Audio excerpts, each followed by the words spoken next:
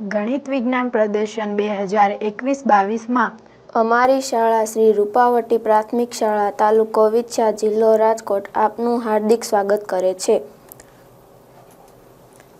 અમારી કૃતિનો વિભાગ 5બ ગણિતિક નમૂનાઓ. મારું નામ સડવા દ્રષ્ટિ અશ્વિનભાઈ છે. મારું નામ હરિપ્રા યશવી મુકેશભાઈ છે. અમે ધોરણ 8માં અભ્યાસ કરીએ છીએ. અમારી કૃતિનું નામ ખૂણાના પ્રકારનું મોડેલ છે. હવે હું તમને કેટલીક માહિતી આપું. અત્યાર સુધી આપણે એવું શીખતા કે લઘુકોણ, કાટકોણ અને ગુરુકોણ આ 3 જ મુખ્ય ખૂણાઓ છે. પણ હવે આપણે આ મોડેલ દ્વારા લઘુકોણ, કાટકોણ, ગુરુકોણ સિવાય સરળ કોણ, વિપરીત કોણ અને સંપૂર્ણ કોણની માહિતી મેળવીશું.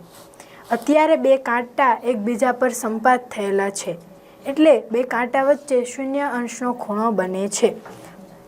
અમે આ મોડેલમાં બે કાંટા ફિટ કરેલા છે તથા ઘડિયાળના ચંદાની જેમ 0 અંશથી શરૂ કરી 10 અંશ, 20 અંશ, 30 અંશ, 40 અંશ, 50 અંશ એમ ક્રમશઃ 360 અંશ સુધીના ખૂણાઓ દર્શાવેલ છે.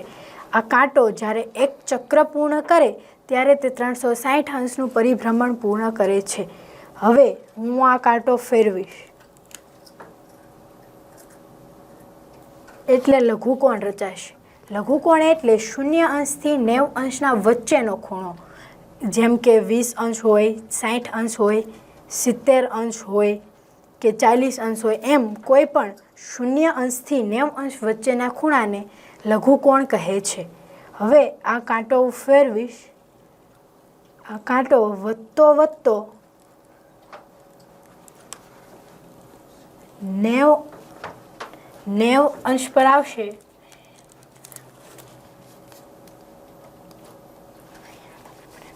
જે કાંટો વધતો 90 અંશ પર આવશે એટલે 90 અંશનો ખૂણો એટલે કે કાટકોણ રચાશે.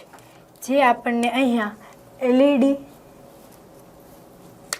એલઈડી લાઇટ ઝબકે છે એના દ્વારા માહિતી મળે છે કે બંને કાંટા વચ્ચે રચાયેલો ખૂણો કાટકોણ છે. હવે આ કાંટો હું ફેરવીશ એટલે કોઈ પણ 100 અંશ હોય, 110 અંશ હોય, 120 અંશ હોય, 130 અંશ હોય, એમ કોઈ પણ 90 અંશથી 180 અંશ વચ્ચેના ખૂણાને ગુરુકોણ કહે છે. અહીંયા એલઈડી લાઇટ ઝબકે છે એના દ્વારા માહિતી મળે કે બે કાંટા વચ્ચે રચાયેલો ખૂણો ગુરુકોણ છે. હવે આ કાંટો હું આગળ ફેરવીશ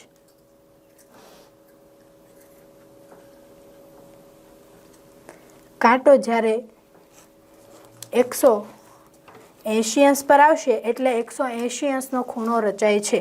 180 અંશના ખૂણાને સરળ કોણ કહે છે. હવે 180 અંશથી કાંટો આગળ વધી કોઈ પણ 200 અંશ હોય, 210 અંશ હોય, 220 અંશ હોય, એમ કોઈ પણ 180 અંશથી 360 અંશ સુધીના ખૂણાને વિપરીત કોણ કહે છે. જે આપણને અહીંયા 180 અંશથી વધારેના ખૂણામાં એલઈડી લાઇટ ઝબકે છે એના દ્વારા માહિતી મળે કે આ બે કાંટા વચ્ચે રચાયેલો ખૂણો વિપરીત કોણ છે. હવે આ કાંટો હું આગળ ફેરવીશ. ધીમે ધીમે કાંટો આગળ ફરશે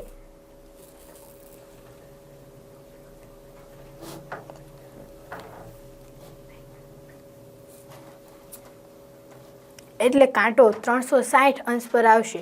360 અંશનો ખૂણો એટલે કે સંપૂર્ણ કોણ. જ્યારે આ કાંટો એક ચક્ર પૂર્ણ કરે ત્યારે 360 અંશનો ખૂણો બને છે. હવે જ્યારે ફરીથી શરૂ કરશું એટલે પાછો બે કાંટા એકબીજા પર સંપાત થઈ જાય છે એટલે 0 અંશનો ખૂણો બને છે. હવે આપણે આ મોડેલની પાછળની બાજુએ જોઈએ. આ મોડેલની પાછળની બાજુએ અમે બેટરી તથા વાહક તાર ફિટ કરેલ છે.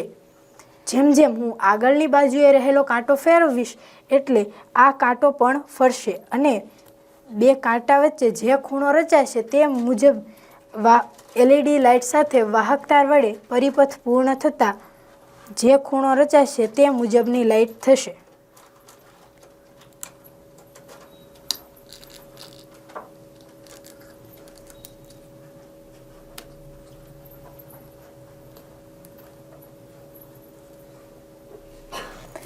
આમ આ મોડેલ દ્વારા લઘુકોણ, કાટકોણ, ગુરુકોણ, સરળ કોણ, વિપરીત કોણ, સંપૂર્ણ કોણની સરળતાથી માહિતી મળે છે તથા રચાયેલો ખૂણો 0 અંશથી 90 અંશ વચ્ચેનો એટલે કે લઘુકોણ છે, 90 અંશનો એટલે કે કાટકોણ છે, 90 અંશથી 180 અંશ વચ્ચેનો એટલે કે ગુરુકોણ છે, 180 અંશનો એટલે કે સરળ કોણ છે, 180 અંશથી વધારેનો એટલે કે વિપરીત કોણ છે. તે આ મોડેલ દ્વારા સરળતાથી માહિતી મળે છે. હવે આપણે આ મોડેલની ઉપયોગિતા જાણીએ. ખૂણાઓની ઓળખ મેળવવા માટે આ મોડેલ સરળ છે. લઘુકોણ, કાટકોણ, ગુરુકોણ, સરળ કોણ, વિપરીત કોણ, સંપૂર્ણ કોણની સરળતાથી સમજ મળે છે.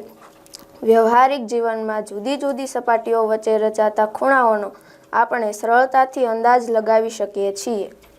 આમ કોઈપણ બે સપાટીઓ વચ્ચે બનતા ખૂણાઓનો અંદાજ લગાવવો એ આ મોડેલ દ્વારા સરળતાથી થઈ શકે છે. જય હિન્દ, જય ભારત.